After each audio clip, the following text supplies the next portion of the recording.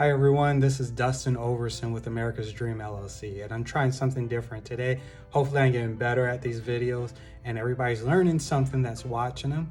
I'm sharing my journey from becoming a zero agent deal where I was doing zero deals. I was a brand new agent to going to a full-time real estate investor where I do probably 40 flips with my partner Jason Johnson this year, and we'll also acquisition quite a few deals.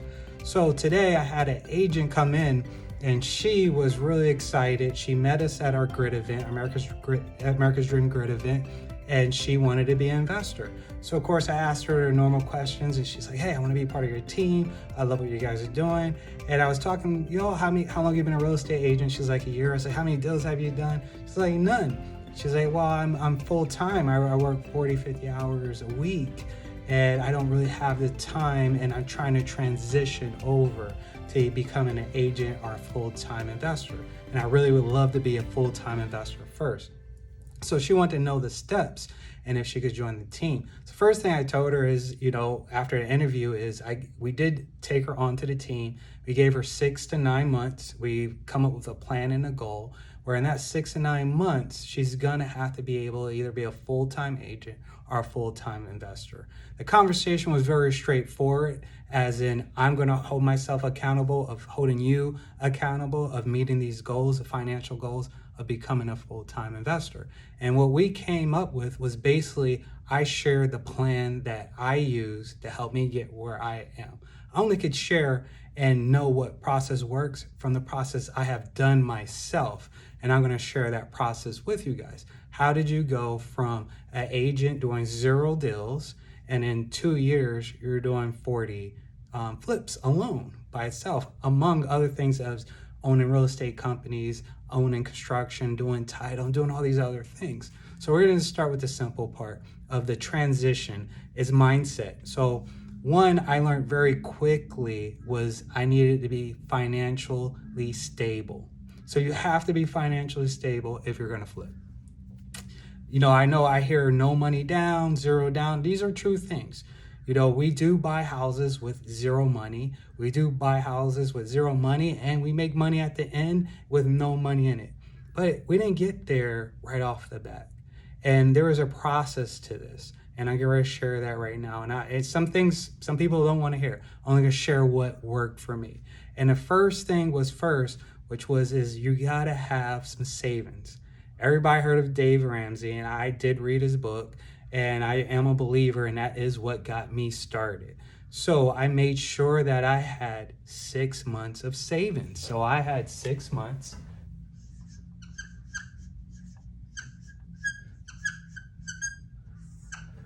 Six months of that bare minimum. It covered car payment, food, whatever that number is. It wasn't anything extra. It was just 6 months of I didn't have to work. I didn't have to do anything. I am retired from the military as well, but I do have a lifestyle. I have to support my family and keep the way they were living. So I needed 6 months of savings put aside. This was really important as I found out as I was transitioning, because it gave me financial stability. If a deal wasn't going well, a few deals that I was doing on market, doing normal sales, did not happen. I actually had a comfort knowing that I had this to the side and allowed me to stay focused on the mission and what I was trying to achieve. The next thing I did was my debt. So debt, and I had it. We had cars, we have houses, we had some credit card. I actually had a few businesses that I started, and I still had debt from closing those down in Hawaii that needed to get paid off. So I had a very precise method of tracking my debt and a plan to paying it off before I got into investment. So I had a 6-month window of savings. Then I had a 6 to 9 month plan on paying down debt to get myself down to 30% debt to income ratio. I thought that was important. And nobody taught me. This is just my plan I came up with myself. I figured if I was at 20 to 30% debt to income ratio, at least my worst case scenario is I could get the house conventional. I didn't have to do private loans. I didn't have to do anything. I was thinking far out ahead that I would need to qualify maybe for a conventional loan because nobody would believe in me, but I believed in myself. So I had 6 months of savings. I got my debt down to 20 to 30%. It was about 25%. And then I started focusing on the deal and making sure I did at least a minimum of 1 real estate transaction a month because I needed cash flow as well. While I was looking and learning to become an investor, because it took a lot of reading, I had to make sure I had some money coming in as well. And if I had some hard months, I had some savings to fall back into. In worst case scenario, actually, I mean, if your debt income ratio is about 20%, probably just go get yourself a part-time job and still cover yourself. So I felt very comfortable of getting myself into a financial situation, which real estate investment is, and being able to handle it as it comes. Then I started looking for the deal. So I had 6 months of savings. I had a low debt to income ratio. I had cash flow coming in, not just from my real estate on market deals and transactions as being a real estate agent. I still stayed in the pocket, and I actually was doing about 2 a month, even though I was transitioning into real estate investment. And I took it from different perspectives and an angle. As I was a real estate agent, I was an agent first, and I became okay at doing that.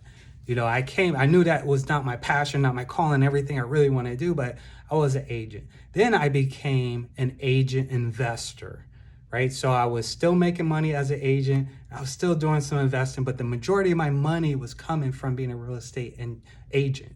The secondary money was being a real estate investor.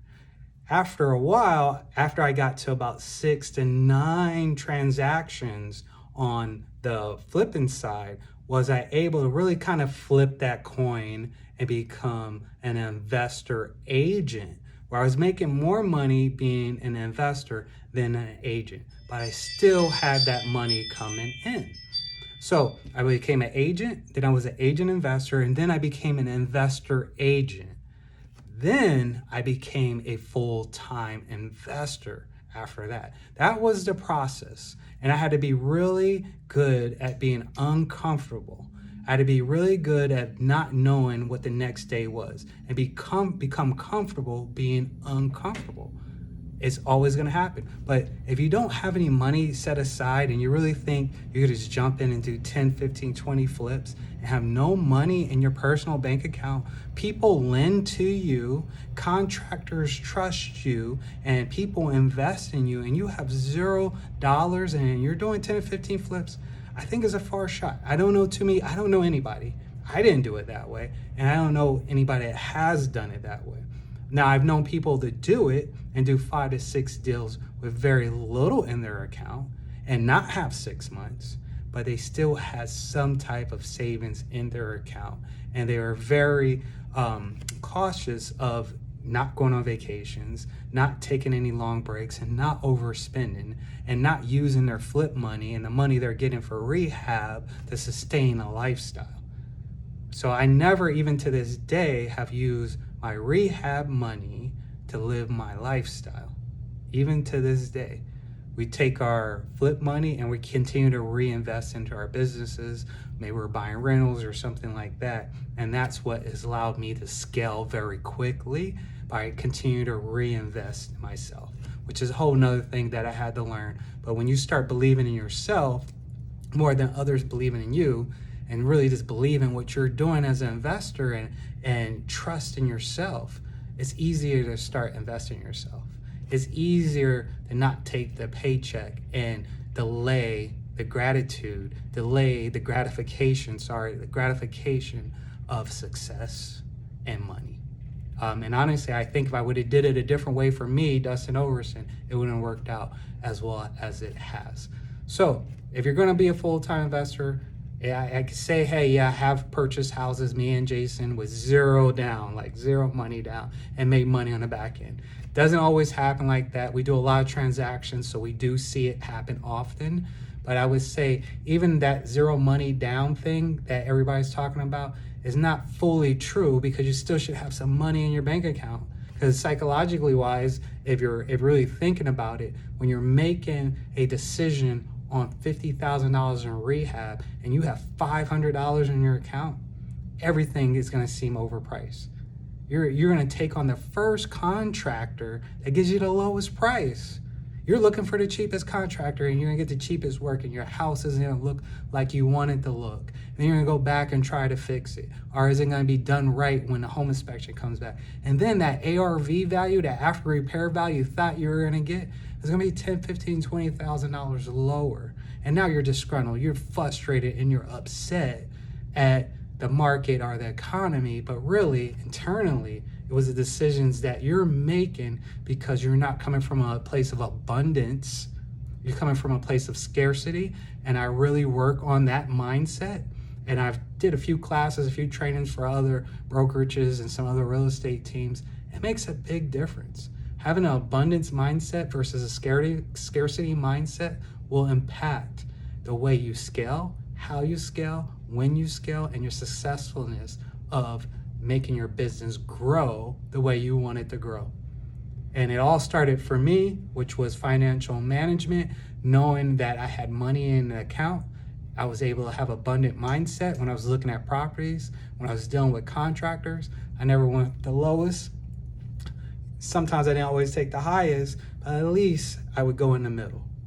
And I was able to do that because I felt comfortable that I can make that decision because I didn't feel like I didn't have any money to actually invest in. So hope this helped. Try something a little different, sitting down, doing a board. But remember, I'm just sharing this, hopefully that you guys are taking a few nuggets away so that you could reach your journey and start the process of becoming the investor that you want to be. And I'm happy to share that. You want to inbox me, people will inbox me, ask me questions. Sometimes I share them, but I usually do always, I would say 99% of the chance, if you inbox me, I'm going to answer your question to the best of my ability and what I have experienced over the 70, 80 rehabs that I have done with my partner, Jason Johnson, our team, America's Dream. So have a great day. Keep flipping. Keep the dreams alive. Bye.